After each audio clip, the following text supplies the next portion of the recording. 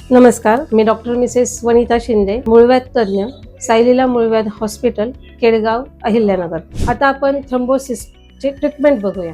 जेव्हा आमच्याकडे अशा प्रकारचे वेदना घेऊन पेशंट येतो, तेव्हा सगळ्यात आधी आम्ही त्या पेशंटच्या गाठीचं निरीक्षण करतो. कारण भगंदर या आजारामध्ये शौचाच्या ठिकाणी गाठ येते आणि थ्रोम्बोसिसमध्ये गाठ येते. त्या दोन्हीमध्ये जेव्हा आपण तपासणी करून फायनल डायग्नोसिस करतो की पेशंटला थ्रोम्बोसिस आहे, अशा वेळेस आपण त्यांना सुरुवातीला 5-7 दिवस काही अँटीबायोटिक्स, अनाल्जेसिक्स, अँटी इन्फ्लेमेटरी औषध देऊन ते गाठ जिरवायचा प्रयत्न करतो. परंतु जर ही गाठ औषधोपचाराने जिरली नाही तर मात्र आपण त्या ठिकाणी लोकल अनेस्थेशिया म्हणजे छोटीशी ठराविक भूल देऊन ती गाठ लेझरच्या साहाय्याने काढून घेतो, की ज्यामुळे पेशंटचा आजार हा पूर्णपणे बरा होतो. तुम्ही जर आमच्या सायलीला मूळव्याध हॉस्पिटल या फेसबुक पेजला किंवा इंस्टाग्रामला फॉलो केलं नसेल तर आजच फॉलो करा आणि तुम्हाला जर हा व्हिडिओ आवडला असेल तर लाईक करा आणि शेअर करा.